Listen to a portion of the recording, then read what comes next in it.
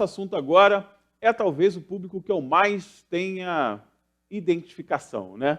Principalmente as minhas amigas da melhor idade, né? Todo mundo brinca aqui que o pessoal da melhor idade adora o programa, assiste a gente sempre, e eu tenho muito orgulho disso mesmo. A cidade de Teresópolis, você sabe muito bem, é o destino de muitas pessoas que querem curtir a sua aposentadoria, viver a sua aposentadoria em uma cidade com clima agradável, com pessoas agradáveis, uma cidade aprazível a esta etapa da sua vida. Mas tem, é claro, algumas necessidades especiais e a cidade precisa se adaptar a essas necessidades, né? Nós vamos falar um pouco sobre essas necessidades, o que é envelhecer, vamos falar um pouco sobre essa questão toda da melhor idade com uma especialista que a gente vai conhecer agora, que tem, inclusive, uma representação muito bacana de uma instituição que a gente vai conhecer também daqui a pouco, e eu tenho certeza absoluta que você vai querer participar desse bate-papo também, né? A Lucimar Campos está aqui comigo. Lucimar, primeiro eu queria começar te perguntando, já vou mandar a pergunta difícil logo para a Lucimar. O que é envelhecer com qualidade hoje, né? Como é que você avaliaria o envelhecer com qualidade? As pessoas procuram a cidade pelo seu clima, né? Pelas suas belezas, mas nem sempre só isso quer dizer qualidade, né? Às vezes as pessoas precisam se conhecer melhor para poder envelhecer com qualidade. O que você atribuiria hoje como um envelhecimento com qualidade? Bom dia, seja bem-vinda. Bom dia. Bom, primeiramente agradecer, né, um espaço para falar de um tema tão importante, tão relevante, né, nos dias de hoje. Assim, o envelhecimento, o processo de envelhecimento, ele envolve fatores biopsicossociais, né?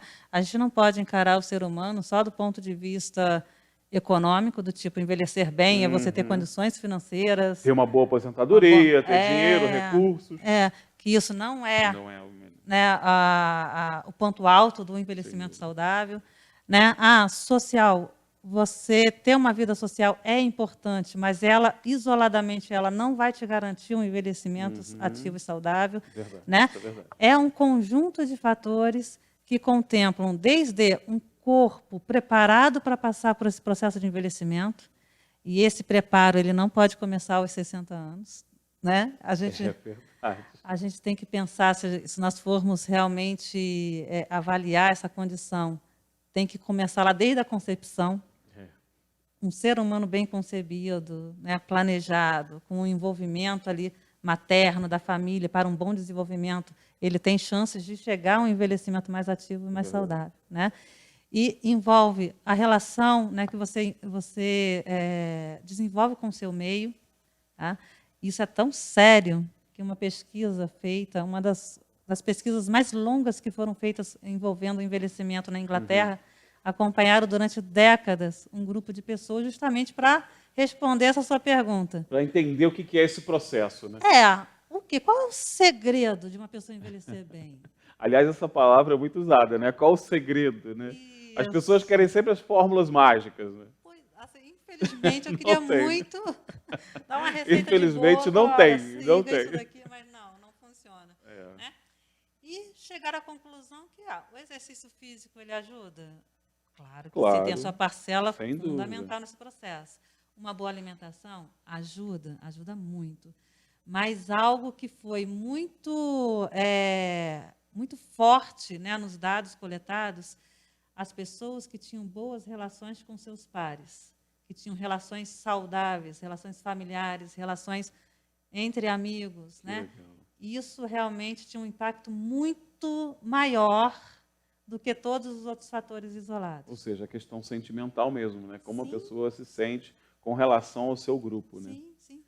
E aí, quando a gente fala de um idoso saudável, né, hoje a gente precisa da condição para esse idoso realmente buscar uma vida saudável e ser saudável. Então, tirá-lo do isolamento social, garantir a acessibilidade, né, à educação, sim. Sim, claro. Meios de transporte adequado, direito de ir e vir, né, que muitas vezes é cerceado esse direito por realmente falta de estrutura, né? Direito a trabalho, a renda, a convívio social, a cultura, lazer.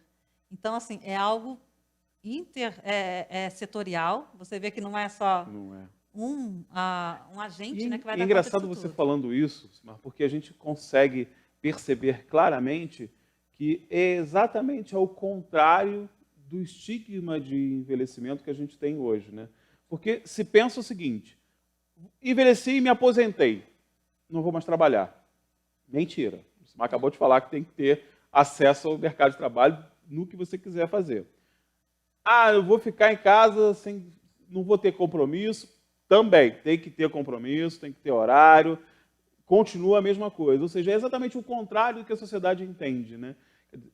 É porque é um novo momento de se entender esses compromissos, é um novo momento de se entender esse trabalho. Não é um trabalho que tem que ser feito da mesma forma que era feito quando você estava, né, economicamente ativo, mas também não é para ficar parado, né? A partir de agora eu não faço mais nada. A gente tem realmente uma cidade escolhida por essa Sim. população, né? Você que trabalha na área confirma esse dado, né? A gente tem um público de idoso muito grande na cidade. A ausência de política pública, que é isso tudo que você está falando, transporte, educação, trabalho, ela impacta em que sentido hoje nessa população? O que se encontra de dificuldade?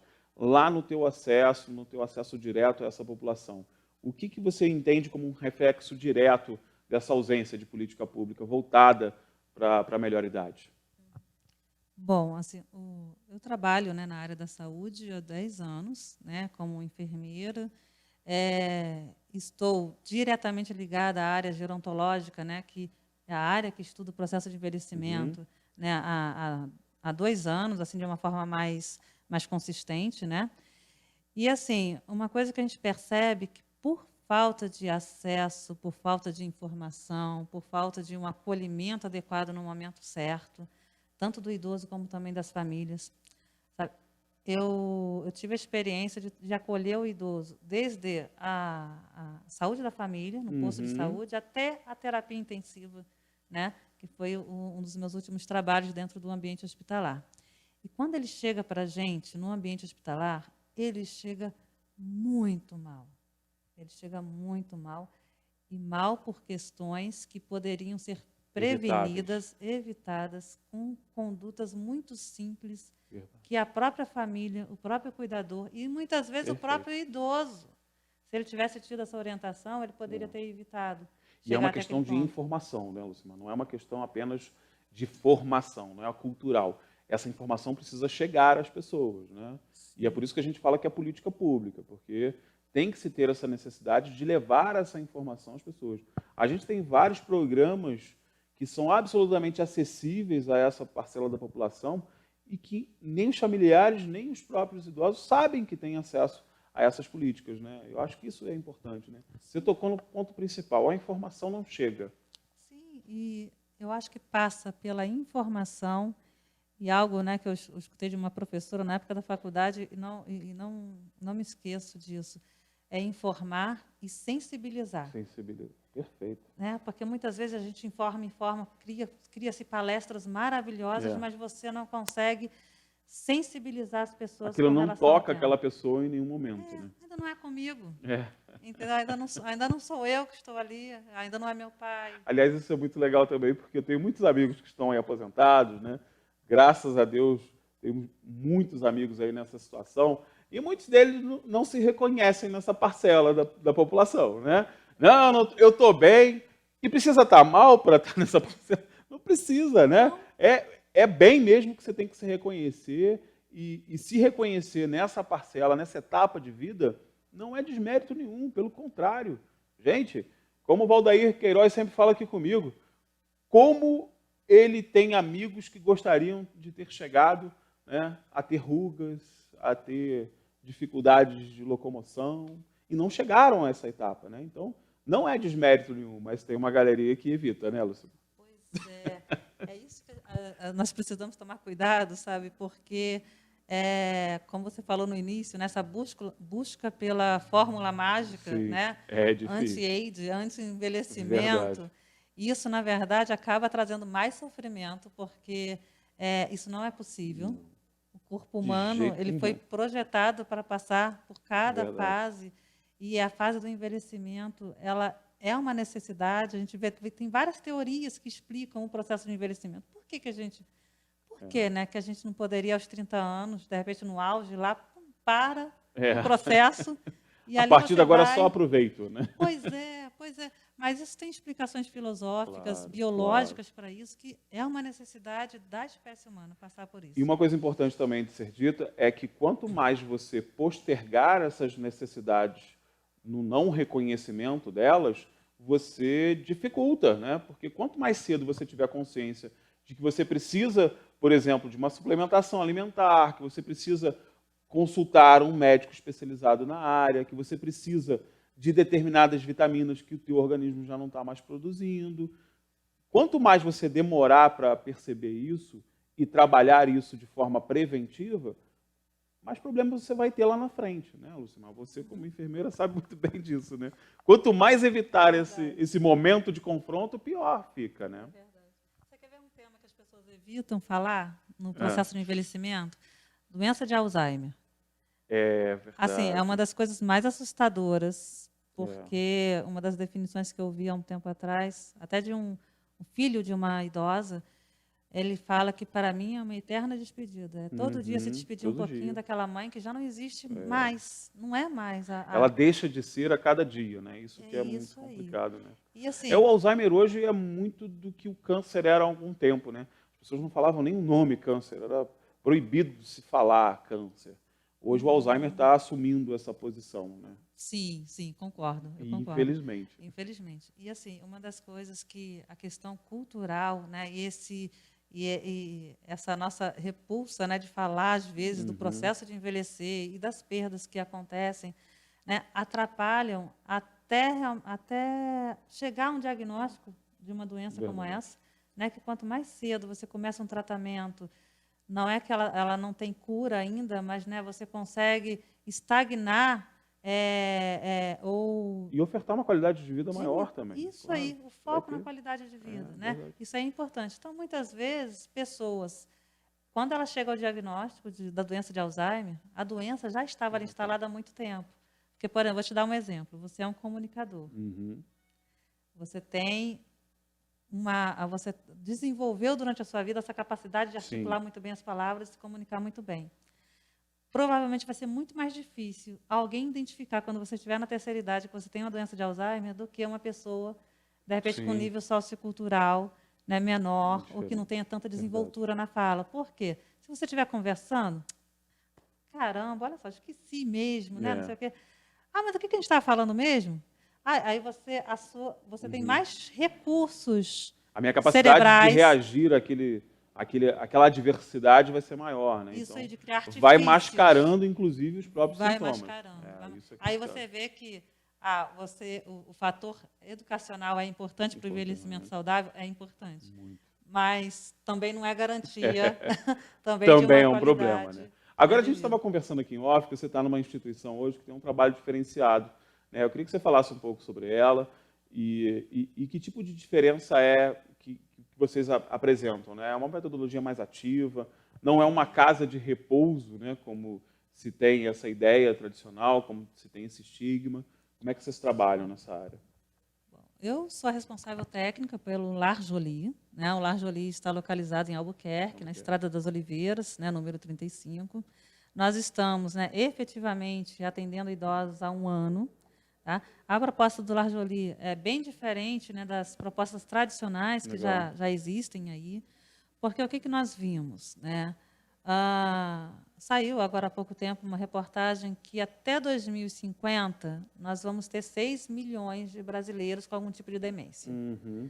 Para você ter uma ideia, né, para o teresopolitano ter uma ideia do que isso representa, imagina uma cidade do Rio de Janeiro só de pessoas demenciadas. A capital só de gente com problema. Imagina. E aí nós começamos a pensar em alternativas, oferecer um serviço alternativo para essa população e para essas famílias também, que nem todas elas querem institucionalizar. Sim.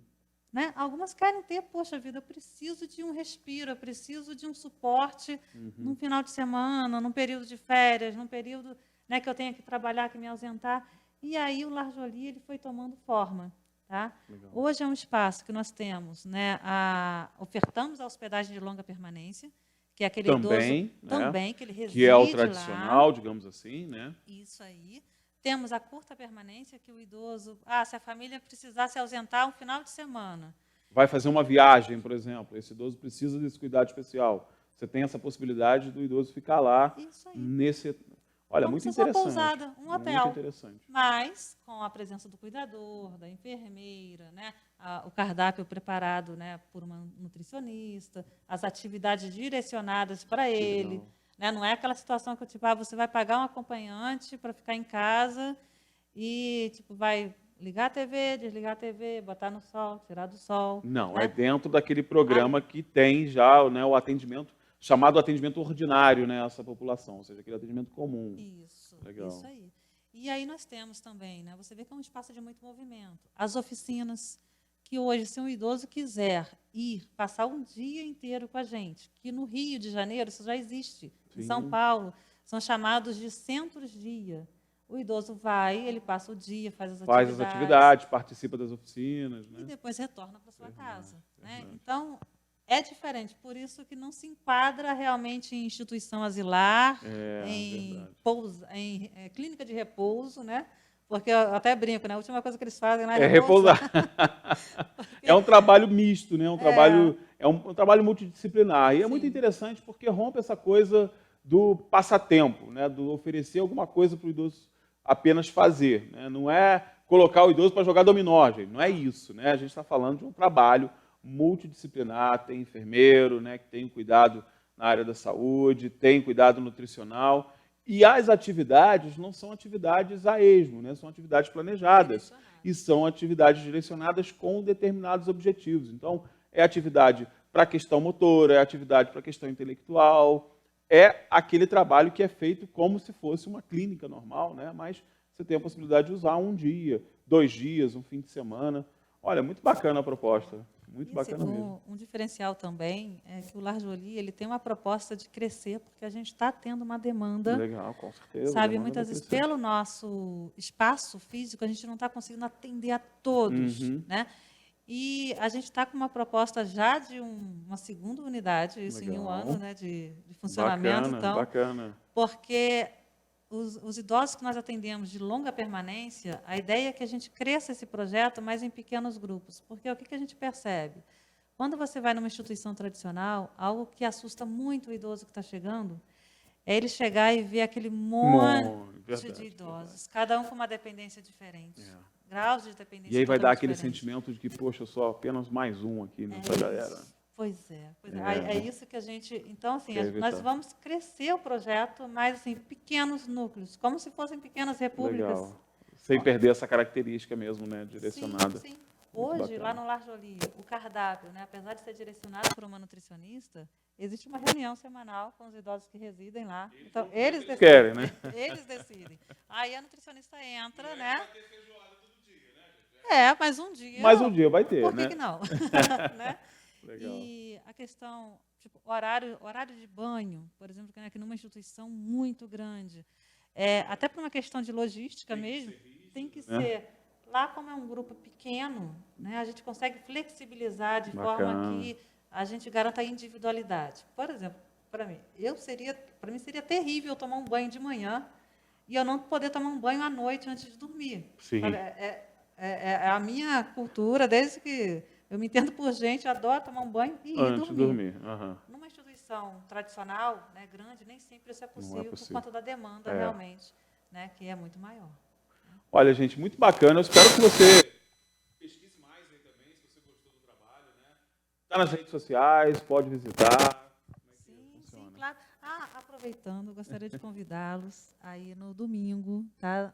No Espaço do Lar Jolie, nós vamos ter um seresteiro de conservatória. Olha, conservatório. Quem conhece conservatória sabe. Tal da seresta, né? E assim, ele é uma pessoa extremamente humana, ele mistura histórias, contos com música. E aí ainda vamos ter um rodízio de caldos também para aquecer, né? Porque na tarde de inverno.